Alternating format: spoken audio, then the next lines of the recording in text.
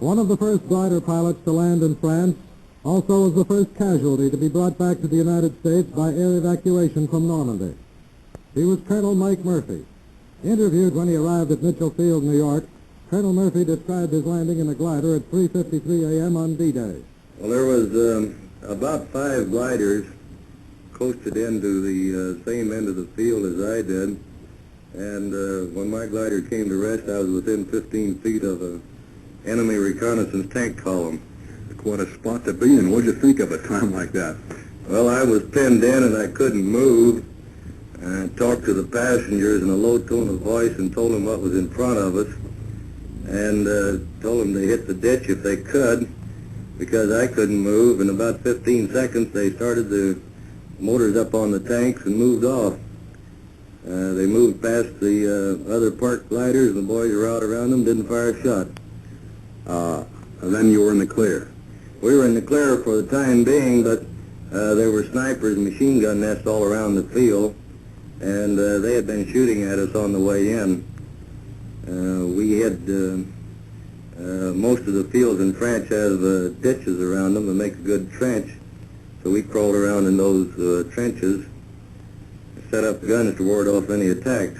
After telling of his D-Day experience, Colonel Murphy spoke of what it was like to be one of the wounded, evacuated by air from the scene of battle.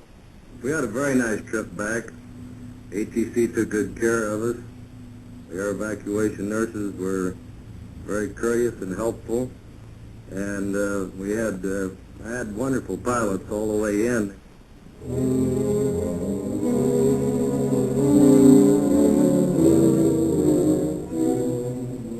Hitler was very far from being finished. He let loose with a secret weapon, robot bombs. Soon they were falling on British factories, homes, hospitals. Winston Churchill added another number for the final reckoning of what the war cost. In the first 4 weeks alone, robot bombs killed almost 3,000 Englishmen. From a point in southern England, immediately after this menace developed, mutual listeners heard the actual sound of a robot bomb in flight. Listen. Notice how the engine cuts off just before it explodes.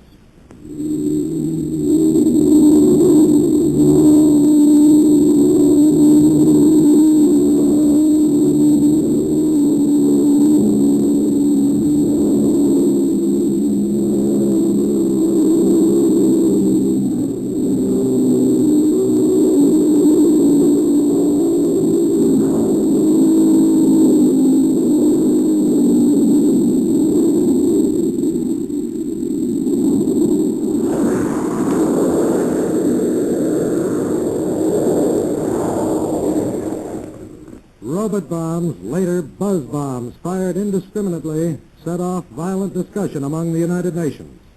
On a lecture platform in the Middle West. I say again, what are we going to do with Germany? This is a question every one of us must answer. What are we going to do with a nation that makes bestiality its guiding principle? Kill them all! Kill every rotten one of them! Is that what you want? You want to stoop to the level of their barbarism? What's making you so soft-hearted? You gonna just kiss and make up with the Germans? Did you see the newsreel pictures of those English mothers digging their children's bodies out of the ruins? Yeah, how about that?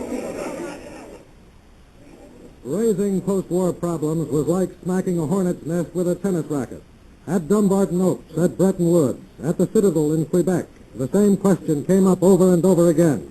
How shall we handle a defeated Germany? It was soon given a melodramatic touch. A cloud of mystery gathered around the leader of the Germans. Where was Hitler? Was he alive or dead? What had become of him? Excuse me, Mr. Driscoll, I can tell you all about Hitler. You see, I've been reading every one of the newspapers and the magazines. Hitler has... Yes? Hitler has, apoplexy, globus hystericus, dementia, precox, cerebral embolism, also a member of stomatitis, paroxysmal tachycardia, tabus, salus, pseudoparalytica, myasthenia, neurasthenia, psychasthenia, and a terrible headache. I see. And do you know where he is? Why, of course I do.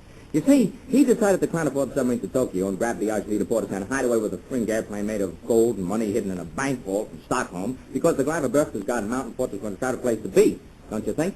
Thank you very much. Well, that's all right, Mr. Driscoll. Just ask me anything. Always glad to help.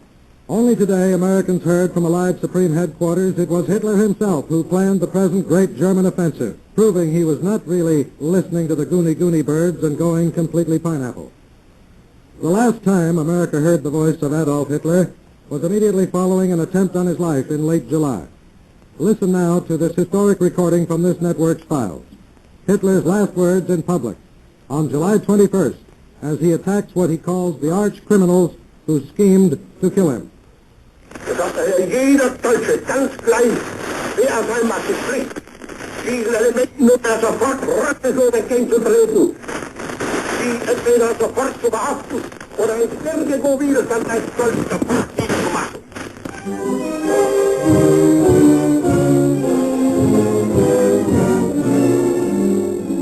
I am looking for Hitler's tomb. I was at Lublin in Poland as a Soviet investigator.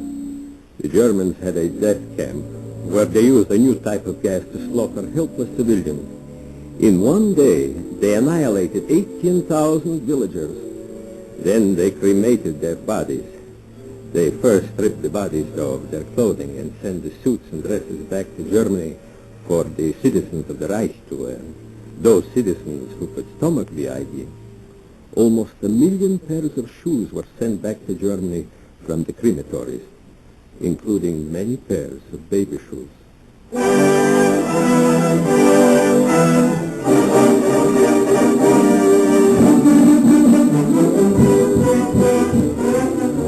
Last July, America selected its presidential candidates. In a feverish Chicago stadium, the Republicans held their 23rd convention and nominated Thomas E. Dewey and John Bricker. The clamor of U.S. politics moved into high gear.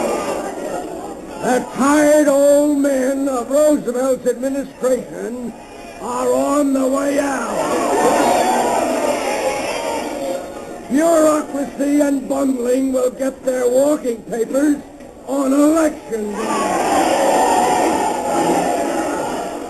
In Chicago, the Democratic Party nominated Roosevelt for a 4th term.